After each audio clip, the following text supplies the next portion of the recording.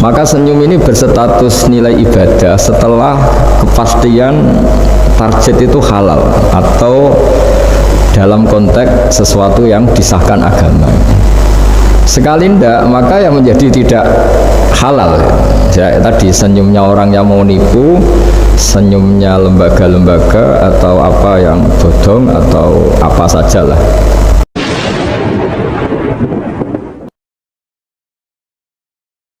Terkait kajian akhlak atau nasihat-nasihat tentang akhlak secara bahasa atau secara linguistik dari segi kosakata, akhlak itu kata jamak. Jadi kalau orang baik secara fisik, orang Arab bilang kholqon, secara fisik. Kalau secara moral, orang Arab bilang khuluq atau akhlak.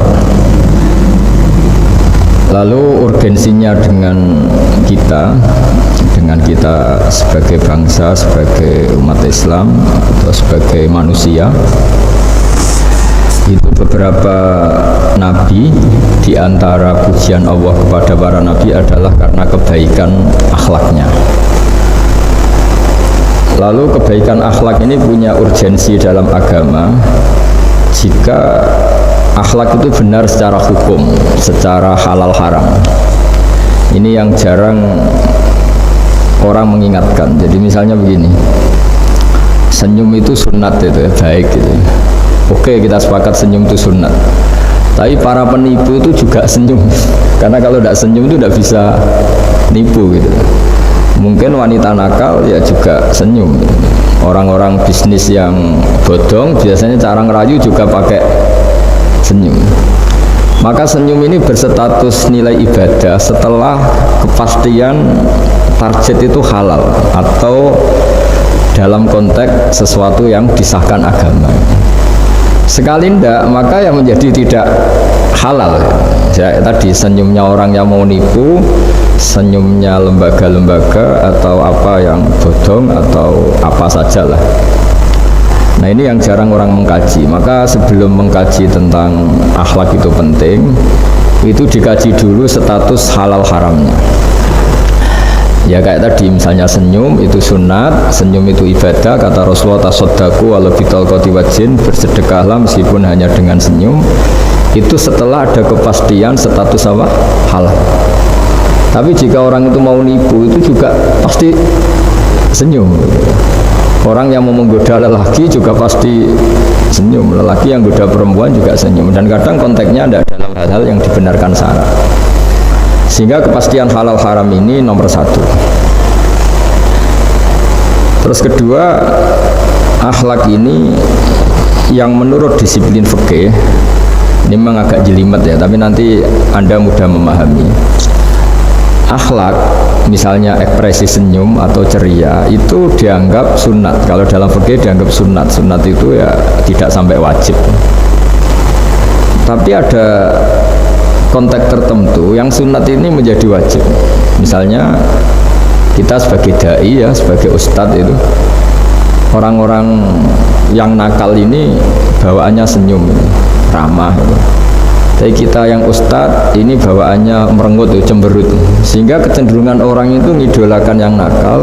Nah ini penting saya jelaskan supaya orang itu bicara akhlak. Akhlak itu tadi saya katakan, senyum itu baik, ramah itu baik.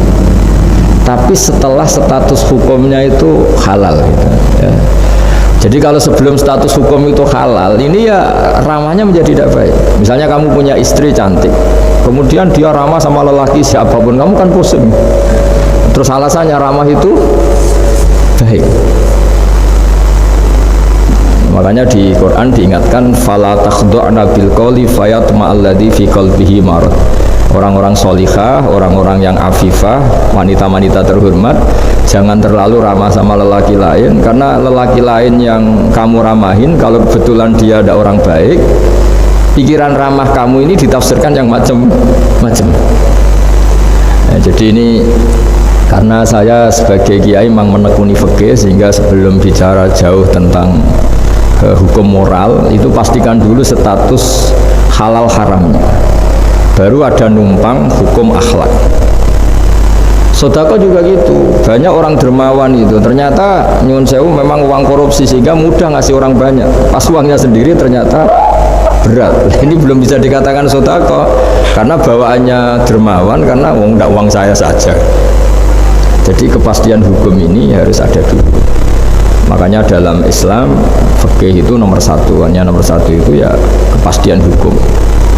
Baru di level aplikasi hukum itu penerapannya, tatbikinya kalau dalam bahasa Arab butuh akhlak.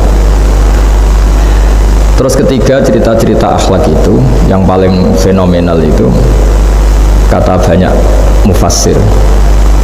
Kenapa Saharatu Fir'aun? Jadi ketika duel, saya cerita sedikit. Musa ini punya banyak mukjizat. Nabiullah Musa ini punya banyak mukjizat. Mukjizat itu sesuatu yang luar biasa, nggak bisa dinalar oleh akal.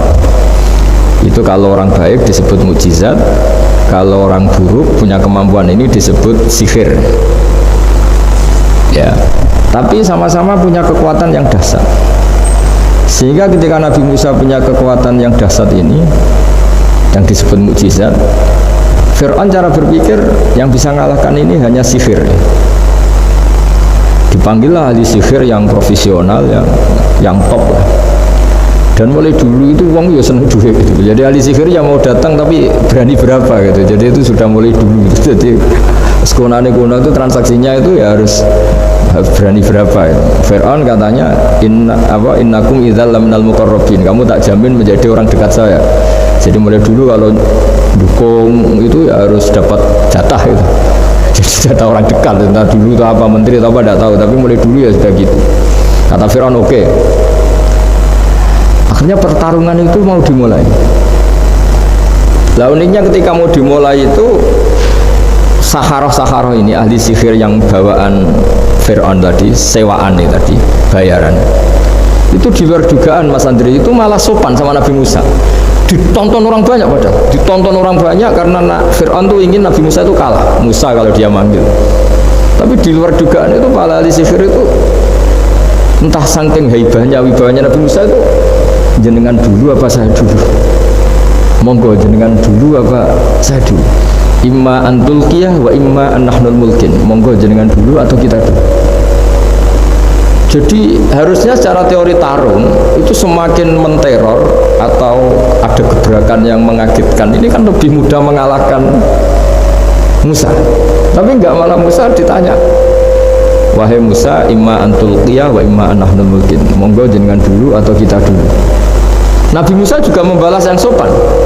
Enggak, kalian dulu saja. Nah itu kata para ahli tafsir, barokahnya akhlak yang dilakukan Saharatu Fir'aun ini, al-qawwa fi qulubihim al-iman. Allah saat itu juga memberi iman. Jadi barokahnya sopan sama Nabi Musa. Jadi barokah akhlak paling fenomenal dalam dunia tafsir adalah ketika Saharatu Fir'aun mendapat berkahnya adab, berkahnya akhlak sampai iman. Sehingga kalau dalam khazanah-khazanah Islam, amal yang paling mudah diterima Allah itu diantaranya satu itu akhlak, dua sedekah. Dalam cerita-cerita kitab yang saya pelajari, sedekah juga gitu. Ada orang itu saking bejatnya, dia seorang kaya raya. Itu saking bejatnya itu cara berpikir itu menurut dia ya rasional, tapi ngawur sekali. Dia punya putri cantik gitu. Ya tentu dia yang rawat. Terus dia ngenangen itu, wong anakku ayu dirabi wong liya. Walhasil itu dia punya rencana menikahi anaknya sendiri. Itu kan sebejat-bejatnya orang. Dan dia cara berpikir itu begitu, memang namanya orang Majusi, tidak beragama. Tapi ketika dia, banyak ulama yang bilang namanya orang ini Bahrom. Tapi siapapun namanya itu, cerita ini populer di literasi, di hazanah-hazanah atau di referensi kita. Pas malam pertama mau menggauli putrinya, ada janda sepuh itu notok pintunya ya, supaya dikasih sedekah. Itu anehnya dia itu tergerak untuk memberi. Ketika mau memberi, si janda ini berubah pikiran, wong saya ini muslimah kok minta orang kafir. Tidak jadi minta, tapi lari, ketika dikejar lari. Setelah di rumah melihat anak-anaknya itu menangis, Mas Andri kembali lagi minta. Setelah mau dikasih, lari lagi sampai 3 kali. Singkat cerita si Bahrom ini lalu tetap ke rumahnya dan ternyata mendengar anak-anak menangis karena kelaparan. Dia tergerak hatinya, itu membawa cara Indonesia, membawa beras sendiri, membawa roti sendiri, semua keperluan itu dicukupin, dibawa sendiri, diantarkan. Dan uniknya saat itu juga dia berpikir waras langsung, nggak ingin lagi menggauli anaknya, nggak ingin lagi. Jadi barokahnya sedekah itu dilakukan orang kafir, itu langsung ada berkah. Sampai saat itu dia iman, dan hebatnya ada seorang wali di era itu mimpi disuruh menghormati si Bahrom ini, bahwa ini umat saya, ini walhasil itu sampai diapresiasi. Nah, lagi-lagi kembali ke sedekah. Jika ada orang netral, misalnya orang netral ya diajak baik ya mau, diajak buruk ya mau, belum punya perpendirian, juga belum punya karakter, belum punya status yang permanen, ya solehnya masih amatir, faseknya ya masih amatir. Kemudian terus ada kompetisi, alam raya ini kan kompetisi. Ternyata yang tukang sedekah, yang mudah memberi itu yang fasek, yang ini pelit. Jangan-jangan kita disalahkan Allah ketika orang yang netral ini jadi orang fasik. Karena apa? Kenangannya dengan orang fasik mendapat keenaan sedekah atau servis, kenangannya sama orang soleh tidak mendapat. Malah dikongkon terus jadi panitia pengajian, kan kesel ya. Nah, kalau dibebani terus. Sehingga diantara ciri agama ini qalilul ma'unah, agama ini harus berbiaya murah. Itu hal-hal yang harus kita perhatikan.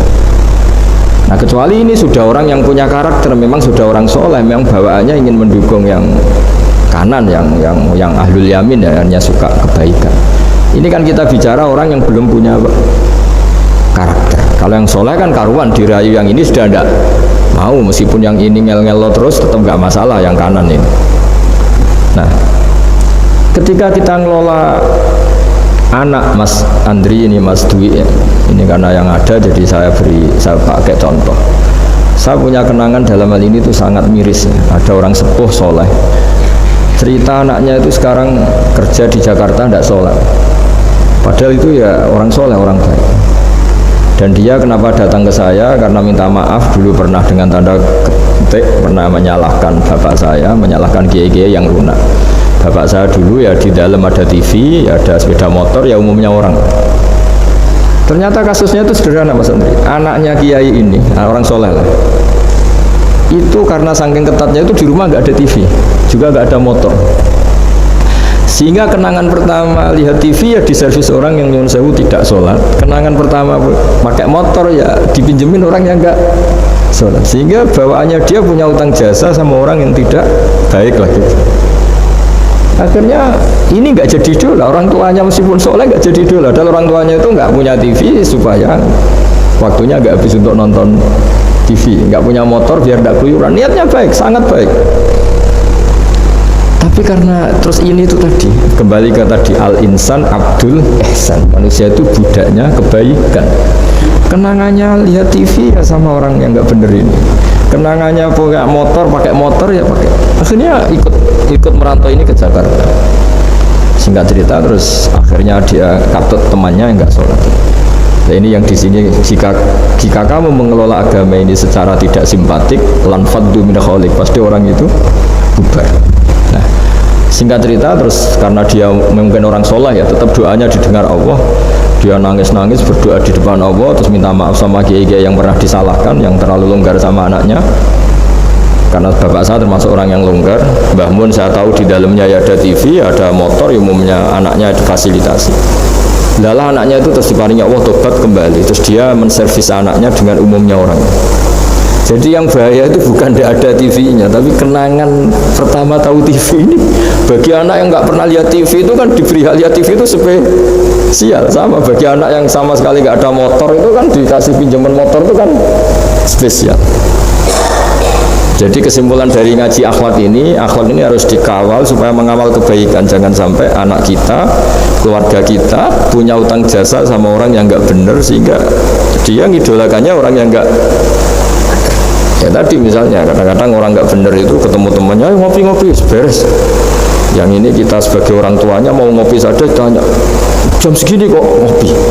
Apa saja salah. Jadi bawaannya di rumah disalahin, bawaannya di luar dibebasin. Akhirnya kenangannya kan ini buruk. Nah, ini hal-hal seperti ini yang kita harus hati-hatilah ngelola kebenaran. Makanya ada cerita di kitab Risalah Qusyariyah juga diulang lagi di Ihya.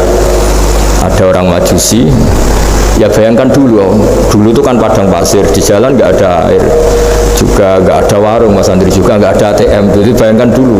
Jadi cerita ini harus dibayangkan dulu. Kalau sekarang kan nggak kebayang ada orang kelaparan di perjalanan. Makanya dulu itu hukumnya ekstrim. Siapa yang iman billah wal yaumil akhir harus memuliakan tamunya. Dulu itu ukuran memuliakan tamu itu nomor satu ya dikasih makan. Sehingga kalau ada tamu dari jauh, Nabi itu kalau nggak bisa ngasih makan dilelang. Siapa sahabatku yang bisa ngasih makan? Karena orang itu sekali mertamu ya memang kelaparan betul. Perjalanan 2 hari nggak ada warung, nggak ada ATM, nggak bisa mampir ke kantor cabang minta fasilitas kan nggak bisa. Kalau pejabat kan bisa, dari Jakarta mampir Semarang mampir Kragen gitu. Singkat cerita dilelang sama dia, siapa yang bisa. Masyhur kan cerita itu, ada orang yang sebetulnya miskin, saya ya Rasulullah, ternyata yang dikasihkan itu makanan jatah apa? Anaknya, kan masyhur cerita itu. Kata dia pulang, terus lampunya pura-pura dimatikan, terus anaknya disuruh menidurkan, terus dia pura-pura nemani makan, padahal hakikatnya yang makan itu hanya tamunya. Saat itu juga Allah menurunkan wahyu kepada Rasulullah SAW. Allah memuji perilaku sahabat ini karena bisa ngasih makan tamu. Jadi dulu itu yang namanya tamu itu kalau nggak dihormati taruhannya nggak iman, karena nasibnya sampai seperti ini karena dulu seperti itu. Nah, kembali lagi ke cerita tadi. Tamu, makanan atau tamu atau apa sajalah, itu servis sosial ini nomor satu. Kalau enggak, seorang lagi ya, kalau enggak, itu ya orang terus enggak simpati. Nah, sehingga karena taruhannya seperti itu sampai Allah lewat binaan kekasihnya, maka na yu'minu billahi wal yaumil akhir falyukrim dhaifah. Singkat cerita, suatu saat Nabi Ibrahim itu punya tamu, orangnya Majusi. Majusi itu tidak mukmin. Majusi itu lebih buruk ketimbang Yahudi, lebih buruk ketimbang Nasrani, karena ada ahli kitab sama sekali. Kalau di Quran kan dibedakan, ada kafir ahli kitab yang masih percaya Tuhan, yaitu Yahudi Nasrani, ada yang sama sekali sudah tidak percaya Tuhan. Itu Majusi, nggak punya kitab. Orang Majusi datang ke Nabi Ibrahim karena beliau terkenal Abu Duyuf, bapak dari segala tamu. Beliau itu nggak mau makan kecuali bareng tamu, bareng anak yatim, saking solehnya Nabi Ibrahim. Saya ulang lagi, bayangkan dulu, memang makan itu luar biasa. Sekarang kan biasa karena tamu sudah makan dulu di warung, nginepnya di hotel, malah kadang disuguhi udah mati makan karena nggak selera, ribet malah tamu sekarang. Malah komplain bila perlu sudah ribet. Nabi Ibrahim itu ketika orang itu kelaparan, ya Ibrahim karena dia nggak mukmin ya manggilnya jangkar, tolong hari ini saya kasih makan. Ndak hatta tu'mina, sehingga kamu iman. Singkat cerita, orang ini frustasi karena ini tokoh ya. Nabi Ibrahim itu tokoh besar Muslim ya tentu. Akhirnya dia putus asa terus sudah walla itu sudah balik kanan, sudah ngelunyur saja meninggalkan Ibrahim karena sudah putus asa lah. Saya Majusi, dia Nabi, dia tokoh Islam, pasti tidak ngasih makan. Apa yang terjadi? Saat itu juga Allah, karena beliau Nabi, bisa komunikasi dengan Allah, dapat wahyu. Lihat orang itu umur berapa? 70 kira-kira gitu atau 60. Kata Allah, orang itu baru ini loh kelaparan katanya. Dan baru ini juga minta kamu kan? Iya. Dan kemarin-kemarin tidak pernah kelaparan ya, baru ini ya. Terus kata Allah, saya yang Tuhan saja ngasih makan dia padahal tidak iman sama saya 60 tahun. Kamu diminta untuk 1 hari saja kok mensyaratkan apa? Iman. Udah panggil saja supaya makan di kamu. Salah saya. Dipanggil akhirnya sama Nabi Ibrahim, dikejar. Udah, ayo makan ke saya gitu. Ya gimana? Udah, tidak usah syarat iman, pokoknya makan saja. Nah, sudah si makan sama Nabi Ibrahim di servis, tanya orang itu, kok kamu mendadak baik tadi sini sih? Itu ya, ditegur Allah, saya salah katanya. Loh, Allah yang Tuhan itu, menurut kamu Tuhan itu betul negur kamu? Iya. Dia nangis. Ternyata Tuhanmu itu Tuhan betul ya. Saya yang majusi aja diperhatikan gitu. Bahkan menyalahkan kekasihnya kamu katanya. Udah saya mau iman saja katanya. Itu ya barokahnya servis tadi. Nah sekarang misalnya kita bertarung di dunia yang bebas ini. Misalnya nyuwun sewu, yang ngasih makan ini nyuwun sewu orang tidak baik, yang orang baik tidak ngasih. Pasti utang jasanya orang ini sama yang enggak baik. Karena kenanya sama orang baik itu udah baik. Nah ini yang dimaksud walaupun tafadzun khalidul qalbi lan faddu min khalid. Kalau orang mengelola Islam dengan cara yang kurang baik, maka akan melahirkan orang lari. Nah, karena tadi al insan abdul ihsan. Jadi cerita yang ringan-ringan di sekeliling kita juga seperti itu. Bapak-bapak itu ngopi di rumah itu ya rasanya kopi sama. Itu gara-gara tidak nyaman ya cara bojo nek semarah kan gitu cara nyugoi. Di warung senyum. Ya sudah akhirnya milih di warung. Karena di warung dapat senyum, di rumah dapat ya sudah. Jadi semua proses sosial itu seperti itu. Nah mau saya di sini bayangkan itu anak kita itu, kenangannya dengan kita, dengan bapaknya, dengan ibunya ini kurang baik. Kenangannya di luar baik, sehingga anak kita cenderung tidak mengidolakan kita, meninggalkan kita. Jadi menurut saya belajar akhlak paling pokok adalah kaitannya dengan kepentingan anak-anak kita. Saya bukan niat sombong ya, saya itu alhamdulillah sampai sekarang itu masih sering mandikan anak saya, jalan-jalan sama anak saya. Hak-haknya, bahkan saya ini punya ajaran yang agak unik. Tapi istri saya sudah menerima, dulu ya sempat janggal-janggal untuk sekali, sekarang sudah menerima. Saya punya anak yang biasa ikut adik saya, adik Fuad itu masih kelas 2 SD. Mulai kelas 1 SD, mulai kelas 2 saya bilang, kalau kamu ingin jajan, bapak pas tidur bangunkan.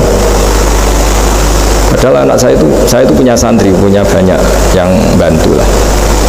Dulu istri saya protes, itu kan melatih anak nggak sopan karena bangunkan orang tua. Enggak, kata saya, sopan itu nomor 2, nomor 1 itu hukum. Terus saya beri penjelasan. Yang paling berhak atau yang paling boleh dingel-ngelno anak, dingel-ngelno anak itu ya diganggu anak, itu ya orang tuanya. Masa anak mau jajan yang harus ribet pembantu, mana anak mau jajan yang harus ribet orang. Nah, yang paling boleh diganggu oleh anaknya ya orang tuanya. Itu hukum kata saya. Akhlak nomor 2.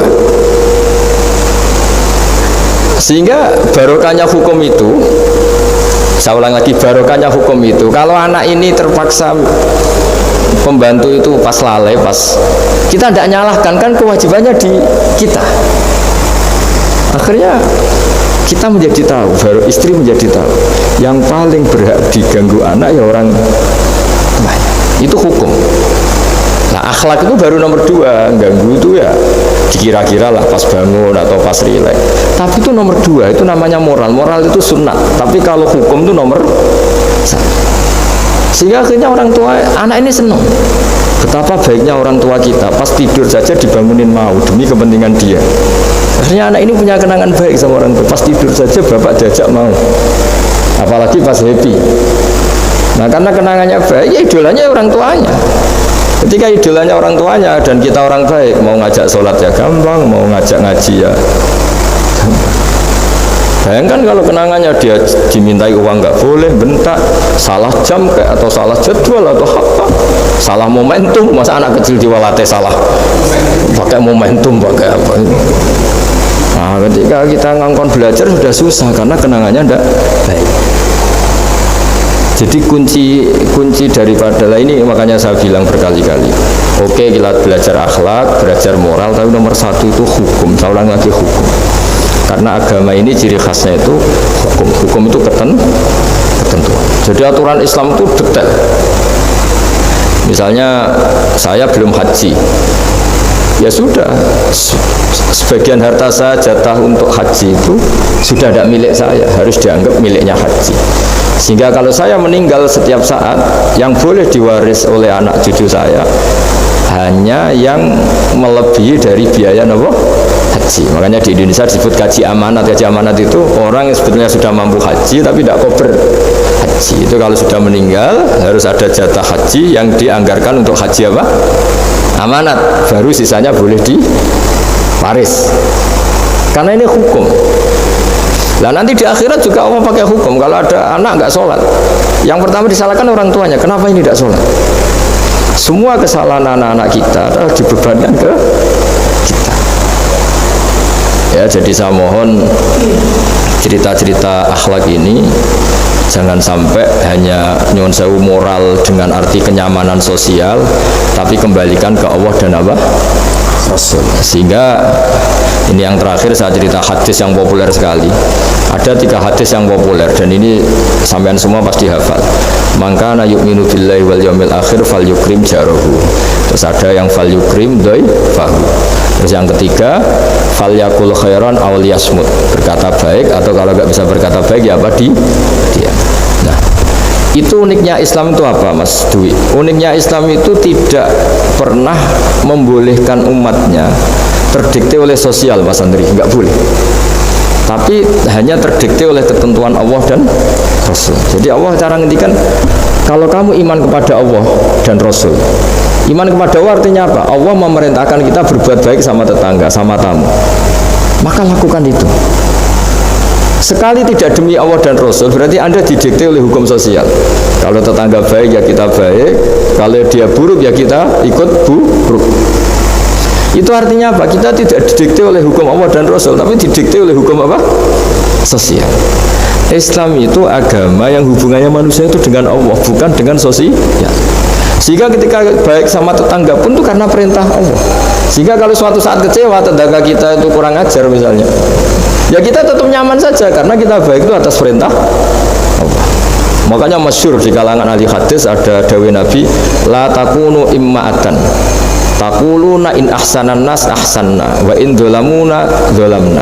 Kamu jangan jadi orang yang didikte sosial. Kalau orang baik kamu baik, kalau orang buruk kamu ikut buruk. Itu namanya orang yang nggak punya prinsip. Tapi walakin wattinu anfusakum, kata Rasulullah, kuatkan prinsip kamu. Jika manusia baik kamu akan baik, dan manusia ketika buruk kamu pun tetap ingin baik. Nah, dengan demikian itu berarti kebaikan kami itu atas perintahnya Allah dan Rasul, bukan atas nama sosial. Sehingga misalnya ada orang birrul walidain, ibunya bawaannya cerewet, mbahnya cerewet, ya tetap baik. Tapi kalau kamu didikte sosial, sekali ibu kamu bawel, males lah ketemu ibu bawel. Nah ini berarti kamu belum didikte Allah dan Rasul, tapi didikte hukum apa? Sosial. Sehingga untuk menutup mau'idhah ini, saya sering cerita di mana-mana, di kitab Ihya itu ada cerita, ada seorang pemuda yang kurang ajar sekali itu. Ada kiai dipanggil, Pak Yai silahkan ke rumah saya. Ya kira-kira cara sekarang mungkin 500 meter datang. Setelah sampai depan rumahnya, sudah Pak Yai saya tidak punya kebutuhan sama kamu. Itu kiainya senyum, rileks. Setelah sampai rumahnya dipanggil lagi, Pak Yai mohon ke rumah saya. Terus kiainya ke situ lagi asik. Terus setelah sampai rumahnya pemuda tadi, sudah pulang aja, saya tidak butuh kamu. Sampai 3 kali. Dan kiainya tuh asik, ceria gitu. Pemuda itu kagetnya bukan main. Kenapa Pak Kiai tidak tersinggung? Malah senyum-senyum. Cong, kata orang Jawa ini. Ini cerita di Ihya. Saya tuh senang sekali nuruti perintah Allah. Allah menghentikan, saya disuruh hormat tetangga. Lah kamu tetangga saya. Dan saya alhamdulillah bisa nuruti karep kamu. Disuruh ke kamu, saya ke kamu. Dan sekarang karep kamu saya pulang, ya saya pulang. Syukur sekali hari ini saya bisa nuruti perintah Allah sampai 3 kali. Nangis pemuda itu. Loh, kalau kamu kan mau tampar, ini kan pelecehan. Cuma kurang ajar betul, kiai digambar. Tapi wali-wali itu nggak berpikirannya tidak seperti itu. Kalau kamu tidak wali ya memang aneh pikiran itu, tapi yang benar itu. Nah, jadi lewat ngaji ini saya mohon semua teman-teman yang di BI maupun seluruh kita, akhlak itu nomor 1 dengan makna, tapi setelah kepastian hukum. Setelah kepastian hukum. Jadi misalnya senyum itu sunat karena kita merayu mitra bisnis untuk bisnis yang halal. Tapi kalau bisnis kita bodong, ya semua orang ingin nipu kan ya pasti senyum lah. Berarti yang pahalanya besar ya orang-orang penipu, karena senyumnya lebih sering timbang yang enggak nipu. Jadi artinya akhlak itu menemukan momentum sebagai ibadah setelah ada kepastian hukum halalnya. Tapi kalau nggak ada kepastian hukum halalnya, ya ini senyum itu dievaluasi tadi. Misalnya orang ngerayu juga harus senyum, orang nipu juga harus senyum. Ini yang mungkin banyak diabaikan. Saya kira demikian dan mohon maaf karena sebetulnya kalau andikan tadi jalannya normal mungkin saya agak terlambat. Itu kan banyak lubang-lubang karena apa? Itu biasanya kan karena hujan ya. Tapi ya saya suka tetap terlambat biar keren pernah nunggu kiai. Jadi kalau dalam teori agama itu sama kok. Sholat, Nabi itu pernah sholat isya itu setengah tiga dini hari. Sahabat biasanya kan beliau suka awal waktu. Terus ketika sahabat tanya kata Nabi, malam ini spesial karena kamu lama sekali nunggu apa? Sholat. Nggak semua orang malam ini bisa menunggu apa? Sholat. Jadi artinya bawaannya itu nunggu kebaikan. Jadi diantara trik atau resep husnul khotimah ya, ini sebagai penutup ngaji, resep husnul khotimah itu innallaha ta'ala yubahi malaikatahu, Allah membanggakan kita, yubahi bikum malaikatahu, Allah bangga dengan kita. Diantaranya apa Mas Andri? Umatnya Rasulullah SAW itu kalau habis subuh ditanya, ngapain kamu hidup nunggu sholat duhur? Ngapain kamu hidup setelah sholat duhur, nunggu sholat asar? Sehingga kita ini menunaikan fardu yang diwajibkan Allah dan menunggu datangnya fardu yang lain. Jadi orientasi kita fahijratuhu ilallah wa rasulih. Tapi kalau kita orientasinya mapan, kenapa kamu hidup? Saya mau mati setelah mapan, saya mau mati setelah jabat. Ini kan berarti perjalanan kamu ilat dunia, orientasi kamu dunia. Faman kana hijratu ilad dunya aw imra'atin yankihuha fa hijratuhu ila ma hajara ilaih. Tapi kalau kamu niatnya, kenapa kamu berani hidup? Supaya bisa sholat, supaya bisa ibadah. Berarti perjalanan kamu hanya menuju Allah dan Rasul. Jadi sehingga diantara alamat husnul khotimah adalah orang setiap sudah melakukan satu kebaikan berani hidup karena berharap bisa melakukan kebaikan yang lain. Jadi dari satu kebaikan rutenya menuju kebaikan yang lain. Ya, saya kira demikian dan mohon maaf. Assalamualaikum warahmatullahi wabarakatuh.